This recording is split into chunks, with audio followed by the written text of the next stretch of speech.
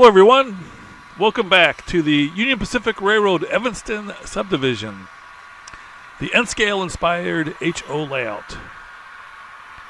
My name is Daryl Kruse, owner and builder of the layout, and your host for episode 16 of season 2022.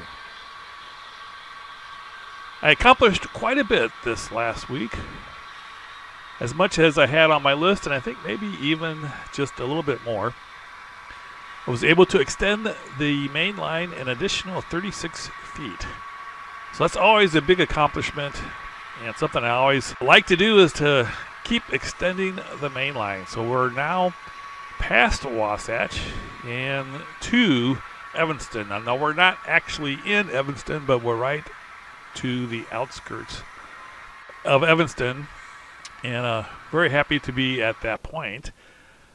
Here's a little bit about the construction of the additional main line. One thing I try to do is use as much of the scrap wood as I possibly could. So I wanted to get the most out of the wood that I had. So I had this unusual piece of lumber that I tried to get some straight main line from. The roadbed for the main line is 6 inches wide, and you can see I already cut off this piece, which I'm going to kind of hold on to, but then I was able to get 2 additional pieces of lumber from that little piece of scrap, and then I also needed to put in a curve.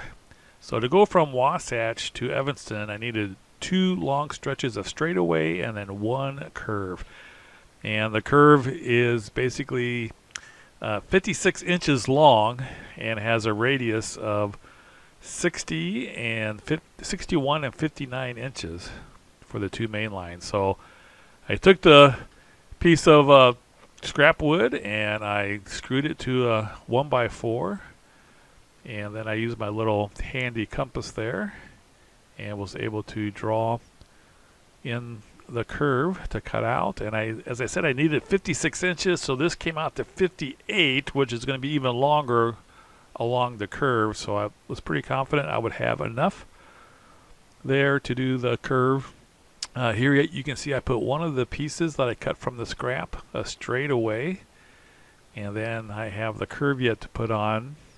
And as you notice, the long piece of straightaway wasn't quite long enough to make it to the curve, so I had to add in a little short piece of straightaway.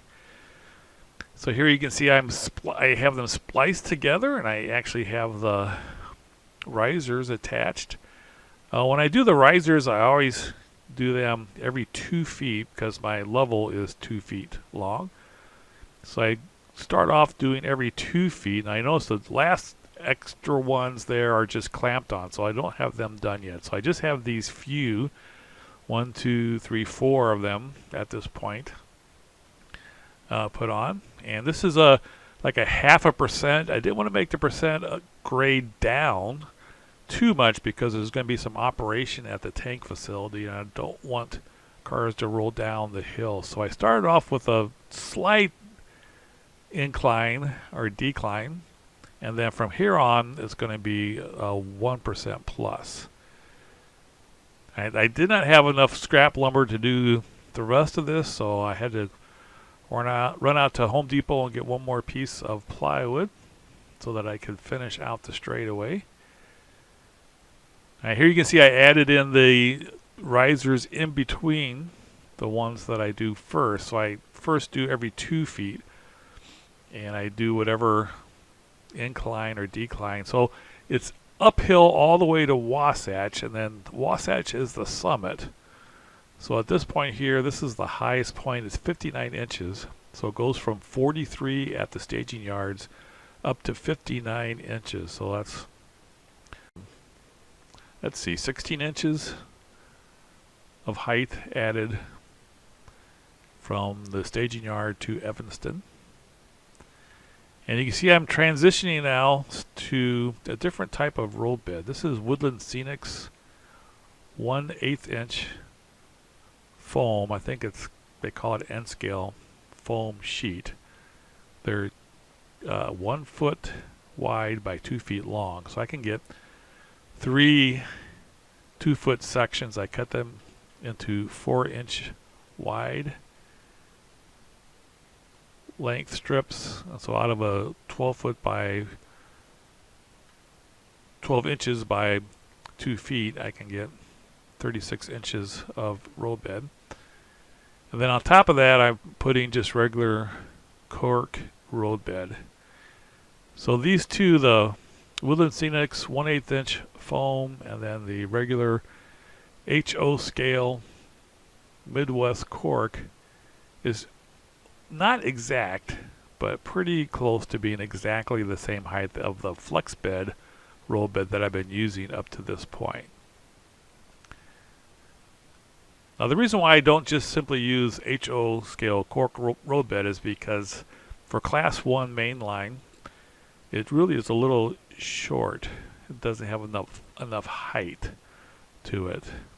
So I like to add the additional height with the 1/8 inch additional. And here you can see when I came to the curve, instead of using the foam, which would have been a little bit difficult to get around this curve, I instead had some N scale cork roadbed. Lombard Hobbies had sent me the wrong scale when I ordered some roadbed. They sent me N scale instead of HO scale, and so when I told them about it, they sent the HO scale out and said don't bother to return the N scale. So I used that to do this curve because it's a little bit narrower and it goes around the curve a lot better. And the N scale cork roadbed is 1/8 of an inch, so it matched up perfectly with the Woodland Scenic's foam. Now I could have cut the foam into narrower strips, like an inch wide strips, and then done with the foam. But I had the N scale, so I went ahead and used it. Here I'm transitioning back to the Woodland Scenic's foam sheet that I cut into 3 strips. So they're 4-inch wide by 2 feet each. And you can see I also have all the risers in and the plywood roadbed, base sub roadbed, I guess you could call it. I'm kind of lining up the turnouts there for the Wasatch control point. And you can kind of see how it all is pretty well laid out. Then I did install the turnouts. These are number 10 Fast Tracks turnouts. You can look at previous videos to see how I install these with the ties. You can see I have some white glue there at the ties to hold it in place. And you can see I don't have the turnout motors in yet, but I do have the turnouts glued down. I don't glue the rails to the ties. I usually just leave it, and then when I ballast the track, the glue from the ballasting will hold the rails in place.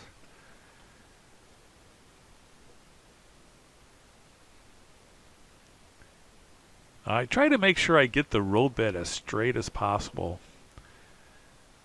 And I figure if I get the roadbed very, very straight as an arrow, then when I put the track on, I just line it up with the roadbed and the track comes out straight also. I ran out of rail joiners. I've been using the Micro Engineering rail joiners, which is the rail joiner on the right.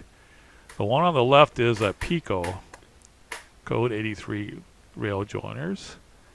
And you can see the difference between the two. I definitely like the Micro Engineering much better, a little bit less visible, smaller, not as long. Now the long one might be good if you want to keep the track from kinking at a curve. But I like the Micro Engineering much better. Unfortunately, they're hard to get, and I used the last of what I had, so I had to transition over to the Pico ones. The nice things about the Micro Engineering is that the Micro Engineering track is set up so that they don't have any clips for the holding the rails onto the ties, and so you can just slide it under the last tie, and it really works well when you are putting one piece of flex track onto the other. As you can see, since I used the Pico, I had to cut the ties off and then have to put them underneath and glue them down. So that one piece, by the way, on the right with the big 2 holes, I'm not actually going to use it. That's just on there temporarily. But you can see the difference between the two. I'm going to try and find some more micro engineering rail joiners if I can. But this is what it looks like with all the track in place. Everything came out pretty good. I'm up to this point here. I'm going to try to add a few more feet this weekend, or this week coming up. The amount of track I have right now, when I pull the train all the way to the end, the train does not clear the Wasatch control point, which kind of makes it difficult to run the trains back. You can still run the trains back, but you end up coming up the correct main line and then going down the wrong main line, or vice versa. So if I'm able to pull it all the way past the control point, then I can cross over and go up the correct way in both directions. So this is what I'm going to add a little bit more to this corner here, at least, maybe around the curve a little bit. And then I have, of course, this will be the Evanston yard.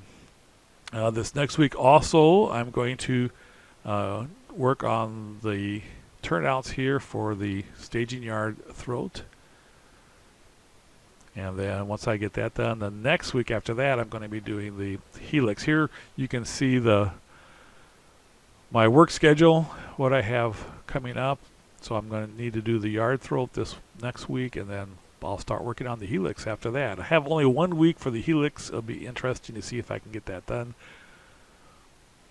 But hopefully things will keep moving on. It's getting tougher and tougher. It's nice outside some days now, but it's going to keep getting nicer.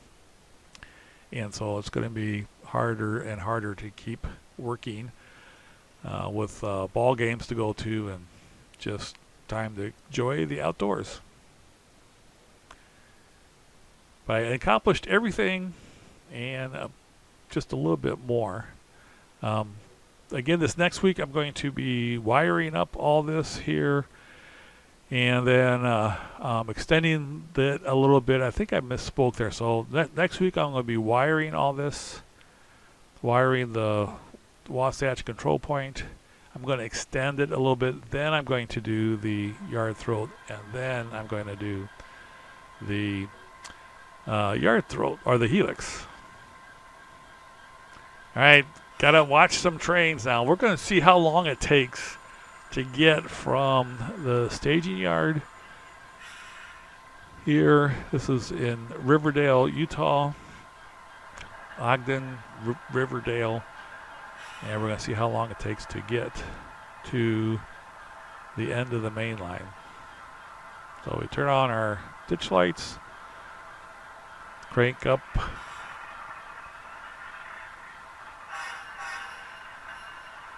And head on out.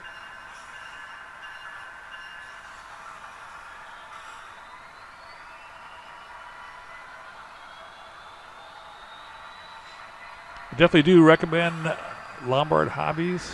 They have the best prices. I've sold almost all my N-scale stuff, so for me, buying more equipment is going to have to come out of the budget. So I'm definitely slowing down on purchasing equipment. The only things I have left coming up is I'm going to be getting some Athearn SD 80 Max. I have 3 of those on pre-order. Here we have looks like a yellow flashing on the diverging route, which knocks down the red.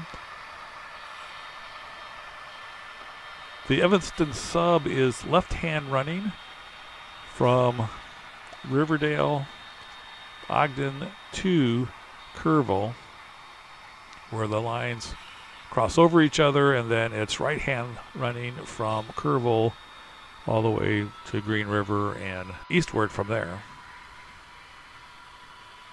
I know when it gets close to Chicago, it goes back to left-hand running. I'm not sure where it switches back. But here you can see it's crossing over to the left-hand side as it goes past the first control point at Morgan. That is milepost 968. I did figure out milepost for all the different control points. So that first control point is the Morgan, Utah control point, and here you have the actual Morgan town. There'll be some more buildings there, but that is at milepost 968, which is 968 miles from Omaha.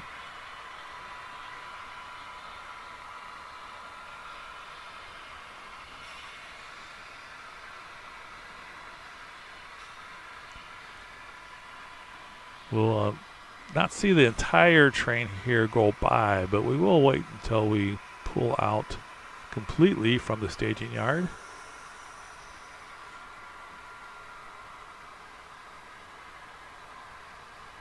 This is a mixed freight train. There's a little bit of everything, some intermodal, flat cars, box cars.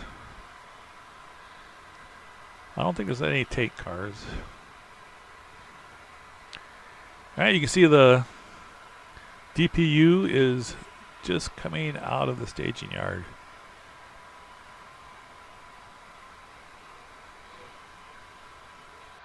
All right, from Morgan, we're continuing to head eastward towards Evanston.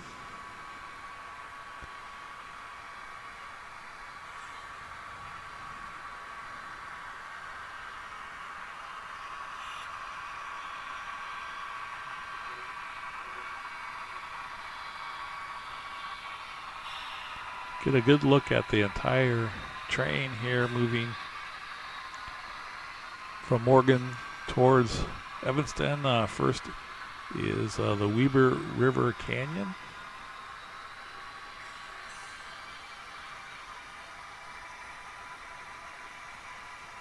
Here you can see the end of the train there.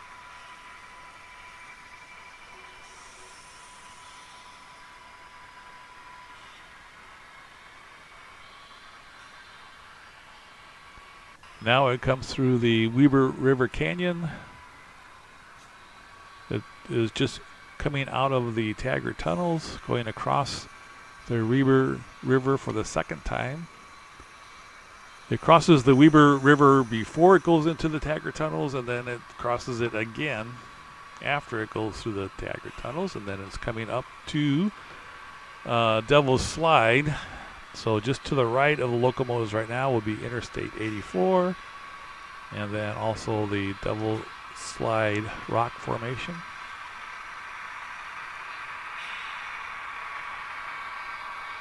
I did mix up the locomotives before running trains yesterday and today. It's always a good idea to keep things mixed up from time to time.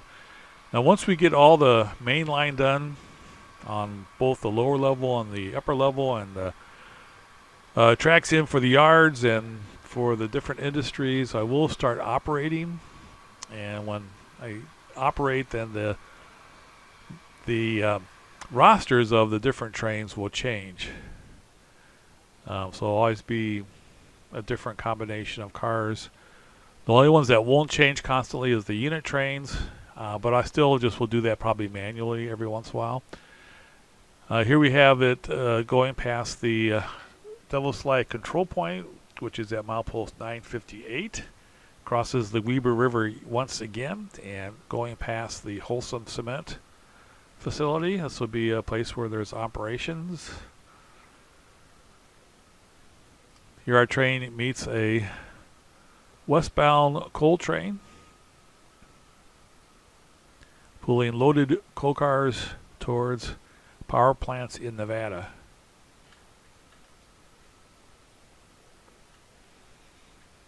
Here you will be able to see the entire length of both trains.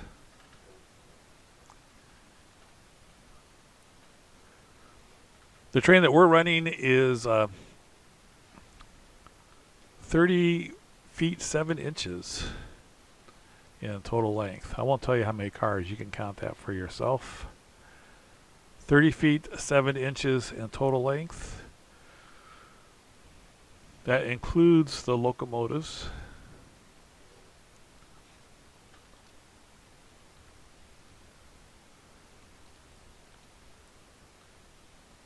That's about a half-mile long train.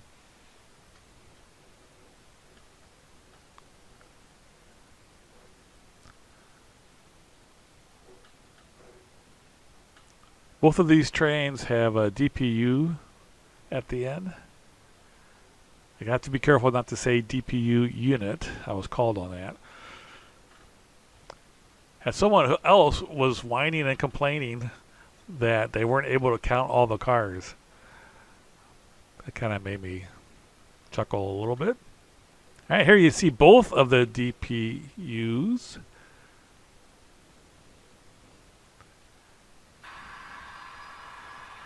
And now we're going through Emery, Utah. So that control point is Emery, just outside of Castle Rock. It's milepost 943.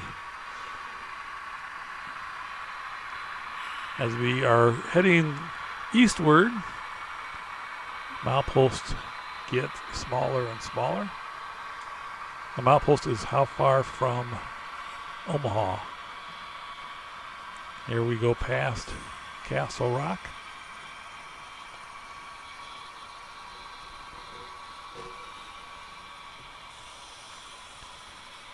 I think I am going to keep the shadow in there. I think the color of the rocks is an exact match for Castle Rock when it's not in the sun. So on a cloudy day or at dusk, this is pretty much the correct color. It's a lot lighter if it's in the sunlight. So I'm going to keep the shadow in there. Make this be a cloudy, overcast look to it. I hope you're counting the cars because we are going to get the entire train here.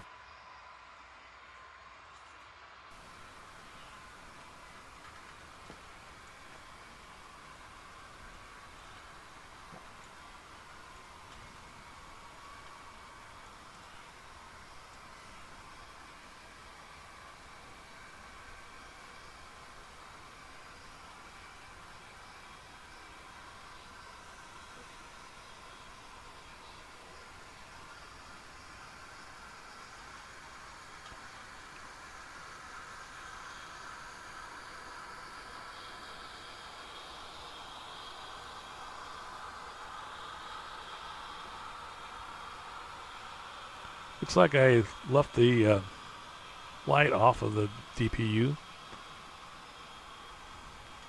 I usually have it set to be on, but dimmed.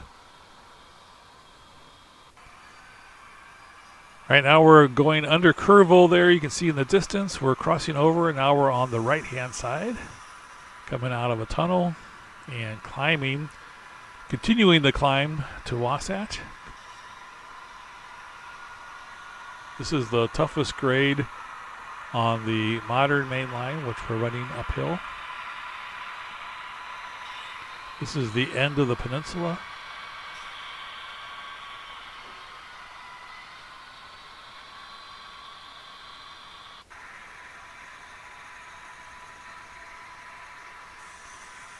The incline here is 1.15%.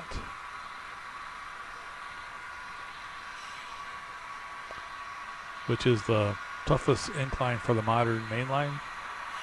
The original mainline gets as high as 1.7, but that's usually used for downhill. Now, since we've extended the mainline, we're able to see trains coming in both directions at this point, which looks pretty good with the original mainline being at a higher elevation. You get to see both trains completely, as they go past each other. I love this viewpoint. You see our train is slowing down here as it tries to go up the maximum incline. That's a unit crude oil train descending westward towards Ogden. And then now this is Wasatch to the right, and we're coming up the incline almost to the summit.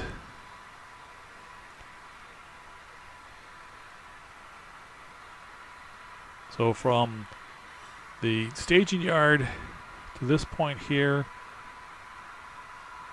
we have lifted the train 16 inches, from 43 inches to 59 inches.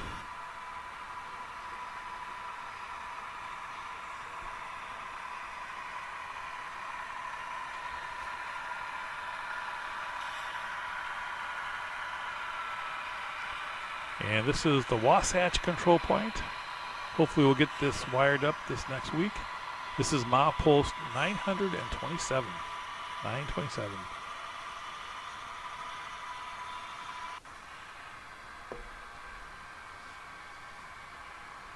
As I was adding this main line, it kind of took me back a little bit that how much of the train you get to see from one vantage point.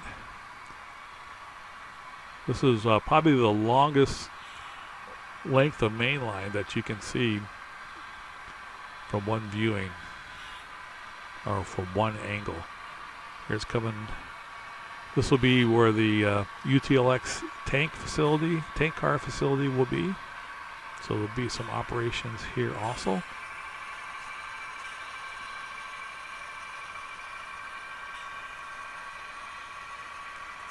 And we're coming up on the end of the line.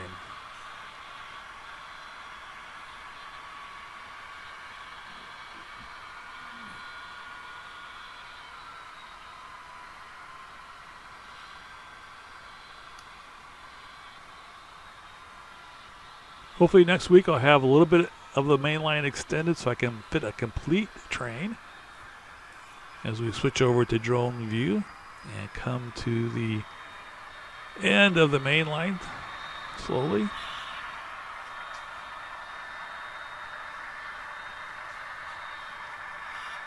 I think that's about 14 minutes to get here. I think by the time you go all the way around to Evanston, it'll be well over 15 minutes.